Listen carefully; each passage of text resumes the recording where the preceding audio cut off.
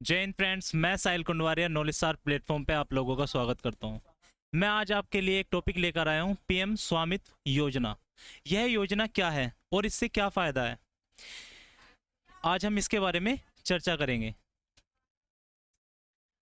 हाल ही में चर्चा में क्यों आया है? स्वामित्व योजना चर्चा में किसकी वजह से आया है, इसके बारे में हम डिस्कस करेंगे।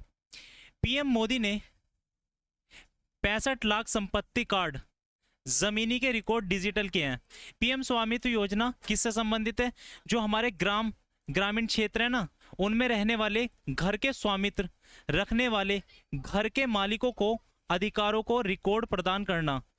किसके रूप में? डिजिटल रूप में। ये डिजिटल रूप में रिकॉर्ड किया जाएगा, जो कि किसके माध्यम से किया जाएगा? ड्रोन के माध्यम से किया जाएगा। ठीक है। और यह वर्ष 2021 से 25 तक की योजना है, जो कि 6.262 लाख गांवों को कवर करेगा। ठीक है। कितने लोगों को? 6.62 लाख लोगों को कवर करेगा। पीएम स्वामित्व का मतलब क्या है? गांवों का सर्वेक्षण करना, ग्रामीण क्षेत्रों को तत्कालिक प्रौद्योगिकी के साथ मानचित्र करना। ठीक है। किसका सर्वेक्षण किया जाएगा? जो गांवों की खेती है या गांवों की जमीन हो, उन्हें डिजिटल रूप में सर्वेक्षण करना। ठीक है। किसके रूप में? डिजिटल रूप में प्रशिक्षण। ठीक है। यह एक केंद्र प्रायोजित योजना है। कैसी? केंद्र प्रायोजित योजना है, जो कि कब शुरुआत हुई थी? 24 अप्रैल 2021 को शुरुआत हुई थी। और ये लॉन्च कब हुई थी? ये लॉन्च हुई थी 2020 में, और शुरुआत कब हुई थी? 24 अप्रैल 2021 में। ठीक है। नोडल मंत्रालय, ये किस मंत्रालय के अंतर्गत आती है? पंचायती राज मंत्रालय के अंतर्गत। ठीक है। पंचायती राज मंत्रालय के अंतर्गत। और भारतीय सर्वेक्षण विभाग प्रौद्योगिकी क्रियान्वयन एजेंसी द्वारा क्रियान्वित की जाती है। ठीक है।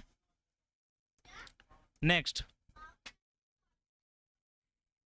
इसका उद्देश्य क्या है? इस योजना का उद्देश्य क्या है? उद्देश्य के बारे में बात करेंगे हम। ग्रामीण क्षेत्रों में जो लोग रह रहे हैं, उनका रिकॉर्ड ऑफ राइट्स देने के लिए संपत्ति का वितरण करना। ठीक है। जो उनके हमारे जो जिसके नाम पे जो जमीन होगी, उसका रिकॉर्ड ऑफ राइट्स देने के लिए संपत्ति कार्ड का वितरण करना। ठीक है। जो ग्रामीण नियोजन के लिए सटीक भूमि अभिलेखन का निर्माण करना। सटीक भूमि का मानचित्र किया जाएगा, किसके माध्यम से? ड्रोन के माध्यम से। ड्रोन के माध्यम से किया जाएगा, जिससे हमारा क्या होगा? जो ग्रामीण भारत में नागरिकों को इससे ऋण लेने में आसानी होगी। जैसे हम किसी बैंक में ऋण लेने जाते हैं तो वो ऋण नहीं दे पाते, तो ये अगर हम संपत्ति कार्ड दिखाएंगे तो उससे हमारे आसानी से ऋण उपलब्ध हो जाएगा। ठीक है।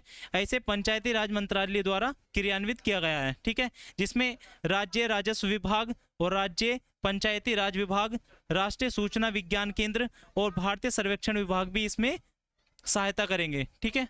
नेक्स्ट, केंद्र सरकार की ये योजना है, तो इसमें सारा पैसा किसका लगेगा? केंद्र सरकार का लगेगा। ठीक है। ये देश के सभी गांवों में ड्रोन प्रौद्योगिकी की मदद से प्रत्येक संपत्ति को मैपिंग की जाएगी। ड्रोन के माध्यम से मैपिंग की जाएगी पूरे गांवों की। ठीक है।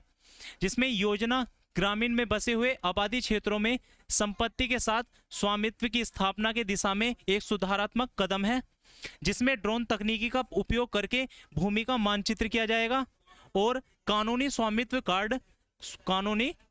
कार्ड कौन सा कार्ड है? संपत्ति कार्ड। ठीक है।